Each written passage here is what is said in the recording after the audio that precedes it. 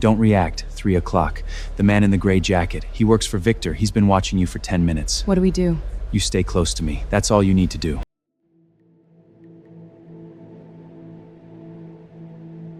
He told her on Friday evening, when the office had emptied and they were working in his corner office with the Manhattan skyline filling the wall behind him. He said, "Victor has activated someone inside the company to watch you. We knew this was a possibility." He said it calmly, which was how he said everything, and she sat across his desk and waited. He told her they needed to move faster. The evidence she had found in the server room was significant, but not sufficient. The next piece was not in the cross-empire system. It was in Victor's personal documentation, which he maintained outside the company network on a private server that Rafael had tracked to a data center in New Jersey. To get into that server, they needed an access key that existed in only one place, an encrypted drive that Victor carried to a specific meeting every 3 months. The next meeting was in 9 days. It was not a corporate meeting. He looked at her across the desk. He said, "Victor's operation is not entirely legitimate corporate crime. There are people involved, private capital, off-book finance, who operate outside the regulatory frameworks you are familiar with. The meeting I need you to attend is in that world." He paused. "It will require you to be visible in a context you have not operated in before. I need to know if you can do that." She told him she had operated in harder contexts. He looked at her, and she thought he almost smiled, not the controlled professional acknowledgement she had seen from him across a desk, but something smaller and more personal, gone before it fully arrived. He told her to wear something that was not a blazer. The venue had no name on the outside. A door in a financial district basement reached through a car park entrance. A bouncer, who did not ask for identification, but looked at Rafael and stepped aside, and stairs that went down into a world that felt entirely disconnected from the glass tower she had spent the last week inside. She understood immediately what this was. Not illegal, not exactly. The specific world of significant money that existed adjacent to the regulated markets. Private capital raising, informal deal-making, relationships that did not appear in any corporate filing. The room was full of men who wore expensive clothes the way a language is worn, not as decoration, but as communication. And they all knew Rafael Cross. She watched him move through the room and understood something she had not fully understood from a desk on the 34th floor. He was not merely powerful at Cross Empire. He was powerful everywhere. People moved when he approached, not from fear, from genuine respect, the kind that did not need performance because it had been established over years. He introduced her as his associate, which was the word that covered everything and explained nothing, and nobody asked for more. He kept her close without being obvious about it.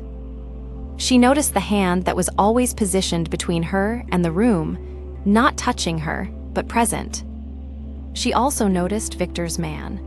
Gray jacket, mid-50s, standing near the bar with a drink he was not finishing.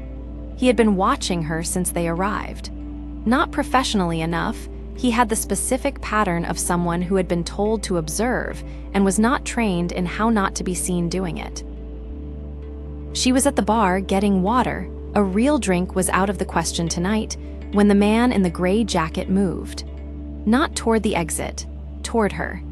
She registered it 2 seconds before it happened, which was one of the things that kept people in her profession alive. She turned away from the bar, calculating the fastest exit route, and found Rafael already there. He had not been near her. He had been 20 feet away, in conversation. He had moved in the time it took her to turn around, which meant he had been watching the man in the gray jacket the entire night. He stepped between her and the approaching man with the unhurried certainty of someone who had made this calculation before the other person knew there was a calculation to make. His back was to her. She was looking at the back of his neck and his shoulders and the deliberate stillness of him. He said 2 words to the man. She did not hear them. She did not need to. The gray jacket stopped walking, looked at Rafael. Something passed over his face, not challenge, something closer to recalibration. The recognition that he had miscalculated the kind of problem he was dealing with. He turned and walked away. Rafael turned back to her. He looked at her face for 1 second, checking. She understood, not for her reaction, but for her state, whether she was all right. Then he said, very quietly, "I'm going to put my hand on your back and walk us toward the exit. Look like we are leaving because we want to." She did. He did. His hand was warm through the fabric of the dress, and she was acutely aware of it the entire length of the room. He took her to his penthouse. She almost argued, and then understood there was nowhere more defensible in New York City than 70 floors up in a building that bore his name with security she had now spent 10 days watching function. She stood at the floor-to-ceiling windows and looked at the city below, every light alive, the whole grid of it. And from this height, it was beautiful in the specific way of things that are enormous. They worked for 2 hours on the new evidence. The data from the server room combined with the ghost account structure was beginning to produce a picture that was almost complete, almost, because the final piece was still in Victor's private server, and they had 9 days to get it. The work was focused and fast, and they moved around each other in the space of the penthouse, with the efficiency of people who had developed a working shorthand in less than 2 weeks. At some point past midnight, she looked up from the laptop and found him watching her. Not the analytical watching she had become accustomed to, this was something different, less categorizing. She held the look for a moment and then said, "You should probably stop doing that." He said, "Probably." He did not stop. She looked back at her screen, and her heart was doing something that her training had no protocol for.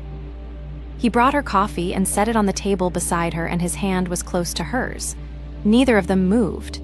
The city was very bright below, and the room was very quiet except for the sound of the wind against the glass and the tick of a clock she could not see.